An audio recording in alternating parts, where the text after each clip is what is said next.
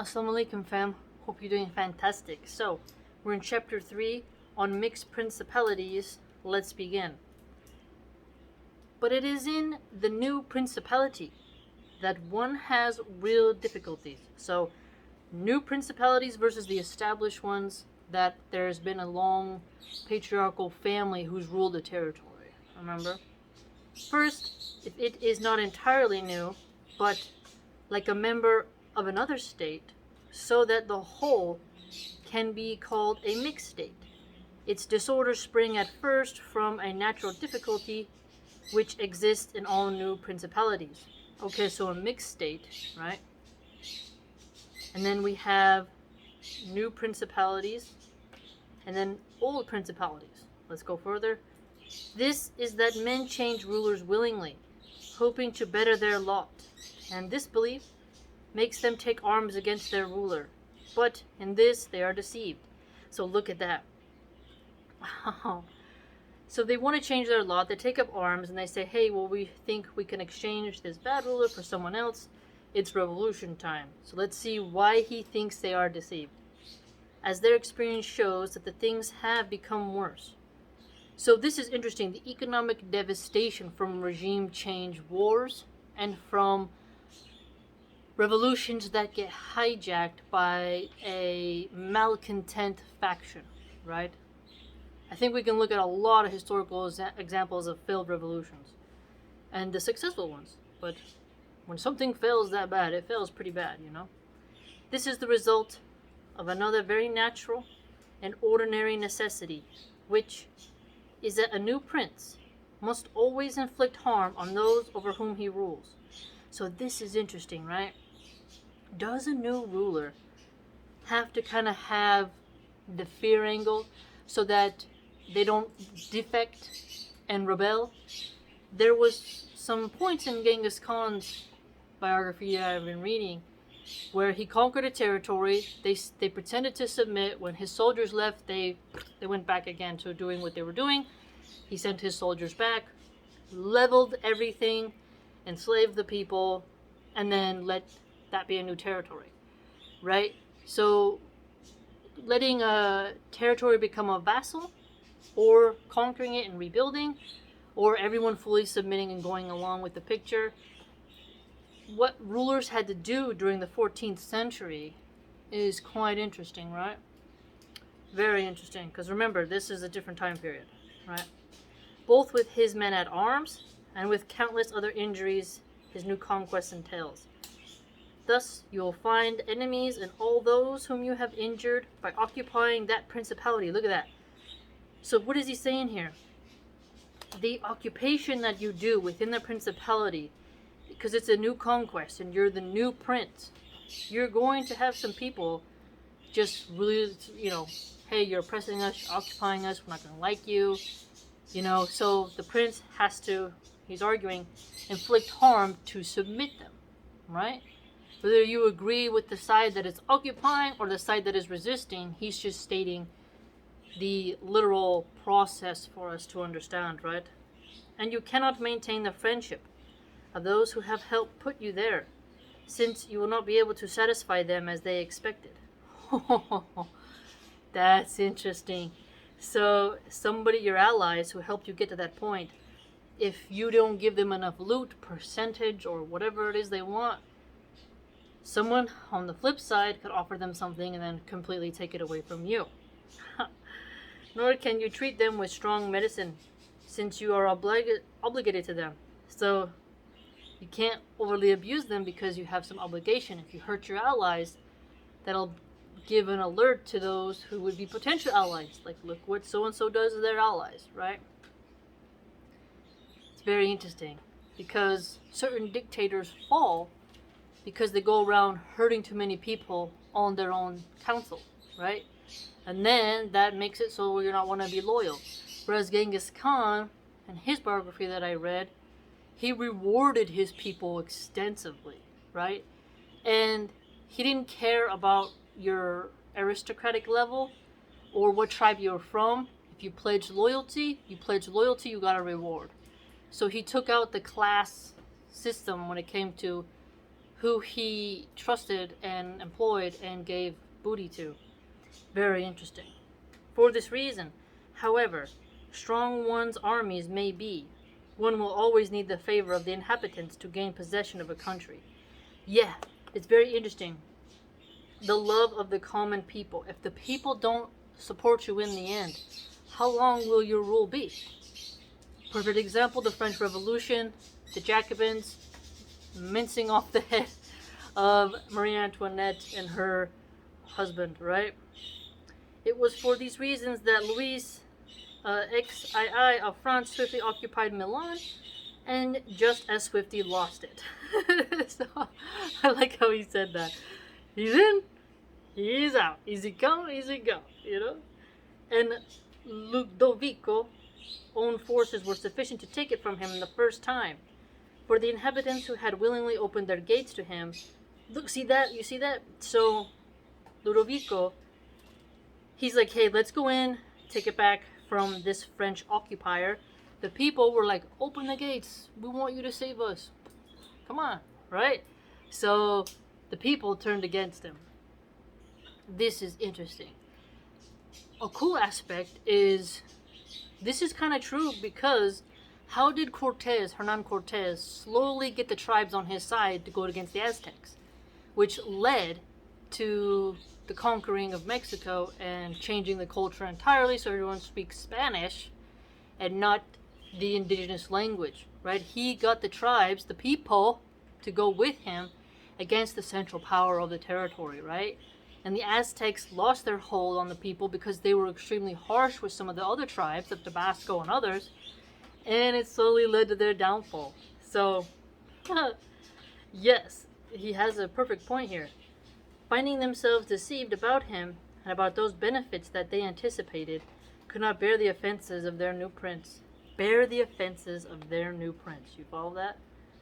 It is indeed true that when the lands have rebelled, are retaken, they are not lost again so easily, for the ruler now using the rebellion as a pretext is less averse to secure his position by punishing offenders, clarifying suspicions, and strengthening himself in his weakest places. So yeah, what is he saying here, right? The ruler who had a rebellion had to retake his land. He now is more aware that he has to do some dirty work here. Punish those who would lead to an uprising, setting the minds of potential rebellious leaders to be, no, I'm going to do this for you, calming nerves, giving bribes, doing alliances, doing marriages. He's bringing it all in so that he can, strengthen his position overall. And he's more aware of his weak spots because of the rebellion, right? It's very interesting. Once everything goes sour, he's able to pinpoint and say, I really miss that area, Thus, if the mere rampaging of Duke Ludovico on the borders was sufficient to cause France to lose Milan the first time, to make her lose it a second time, she will have all the world against her, and have her armies wiped out or driven out of Italy. So, wiped out or driven out is pretty definitive, right? Which was the result of the causes mentioned above. Nevertheless, it was taken from her both the first and the second time. Wow, what a tumultuous time for the peasants, for the plebeians. The general causes of the first loss have already been discussed. It remains now to be seen what the causes of the second were, and what remedies France had available, or what measures might have been taken by another ruler to maintain his conquests more securely. So rulers maintaining their conquests via focusing on security. Security is a very important aspect to the health of your nation, your city-state, your territory. And a leader who neglects that is ripe for the sacking. Then the King of France did. Therefore, I say that those states, which, being conquered, are added on to an old state of the conquerors, may or may not be the same nationality and language. That's interesting. Added on to an old state of the conquerors. If they are, it is very easy to hold them, especially when they are not accustomed to freedom. You see that? What he just said here? So they speak the same language, their same nationality. Okay, easier to control.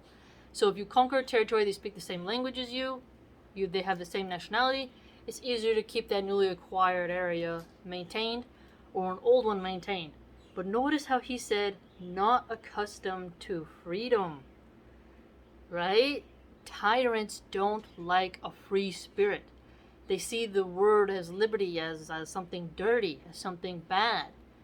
Right? If you are free, it's harder to beat you with a stick and put you into the herd. Right? It's very interesting. And to possess them securely, it suffices to have extinguished the line of princes who formerly governed them. Extinguish the line of princes.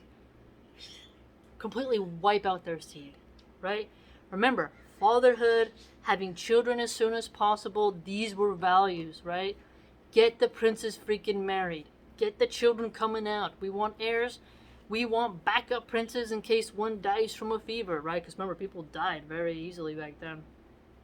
I mean, one cut, you get an infection. So, wow. He said, extinguish the line. It's brutal, but it's very true. Genghis Khan and others also practice this, right? If you take out every seed, nothing can grow and sprout a problem, right? For with regard to other matters, if their old way of life is maintained and there's no change in customs, notice that, old way of life maintained. So the people, if there's not too much of a disturbance in their daily routine, it'll go more smoothly, you see? And there's no change in customs, so you're not forcing something new upon them. There'll be more of a easier slide into the new ruler's demands and empire. The people will live peacefully, as we have seen in cases of Burgundy, Brittany, Gascony, and Normandy. Wow. Which have been united to France for such a long time. Although there may be some slight differences of language, the customs of the people are nevertheless similar. So notice this. Like Scotland, Ireland, they may have some, different languages, but like their accents, but there's still something unique there, right? So you have certain customs that are similar. When you have cultures clashing and they are just so different, is when you're going to have some problems, right? And a lot of sociology majors talk about that. And they're able to get along with one another easily. And whoever obtains possession of such states and wishes to retain them must bear in mind two things. Okay, so if you get a state like that, where there's slight differences, the customs are very similar, this is what you need to know, he argues. First, that the family of their old rulers should be extinct. When Kim Jong-un of North Korea, his father, used to punish four generations of people. I think they do 3 generations now.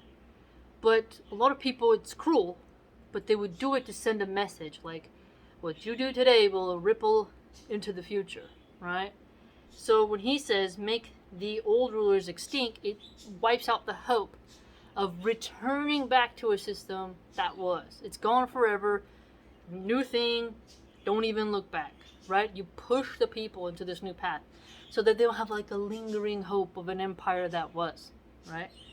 Second, to make no alteration either in their laws or in their taxes. So the taxes are important, right? Don't alter their laws too much. Taxes are important to people. Very important. So here in America, they're starting to raise taxes, right? People are like, we want to go back to like the tax codes of other rulers. If that happens in a republic, that will also happen, in a principality, like he stated, which is sort of, whether it's a monarchical or a republic, people want either a system or a lineage where the laws and taxes don't rapidly just change, It disturbs like the ebb and flow of society, right? In this way, in a very short space of time, they will all form a single body with the old principality. Yes, so in a short space of time, if you overburden them with taxes and new laws, and the old rulers are still alive, they'll try to go back to the old way and reject the new way. So his advice here really does make a lot of sense when you look at it historically.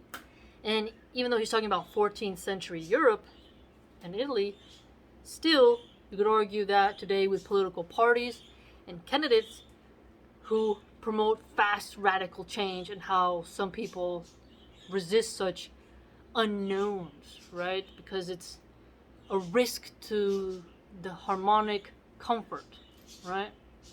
It's very telling, very telling.